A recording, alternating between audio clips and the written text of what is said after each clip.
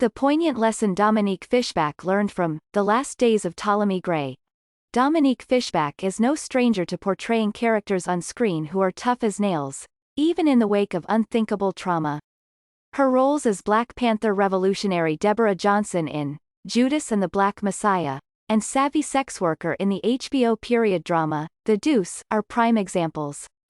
In her latest turn as 17-year-old orphan Robin in The Last Days of Ptolemy Gray, which premiered on March 11, she stars alongside Oscar-nominated actor Samuel L. Jackson, who plays the titular role.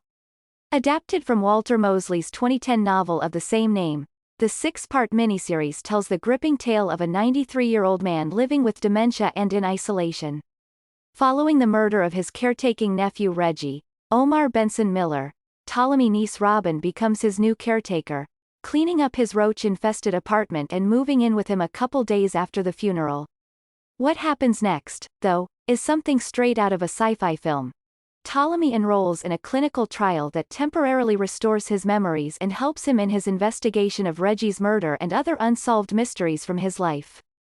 But at the core of this riveting story is Ptolemy and Robin's unlikely bond that forms and stays with the viewer long after the closing credits.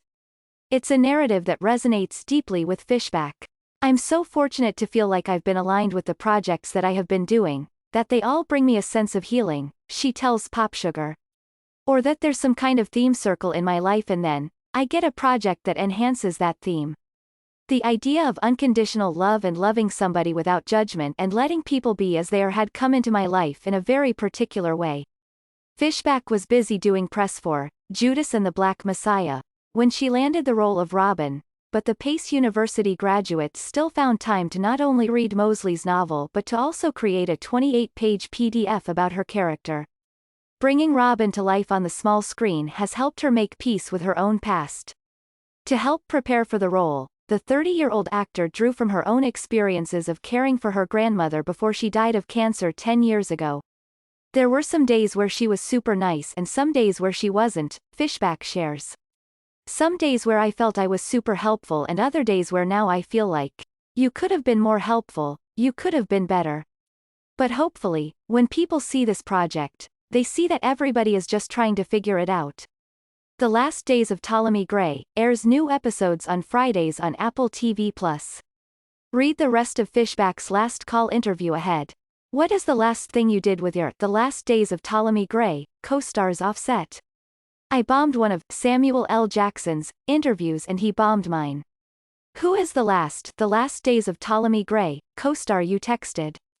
Damon Gupton, who plays Coydog.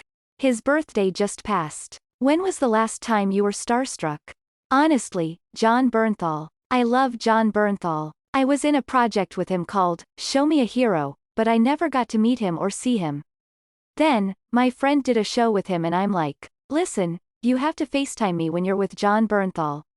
And I completely missed a FaceTime. Then, John sent me a video saying, oh, Dominique. Nice to meet you. A tear came to my eye. I didn't expect a tear to come to my eye. It's so dramatic. What is the last show you binge-watched? Love is Blind, Season 2.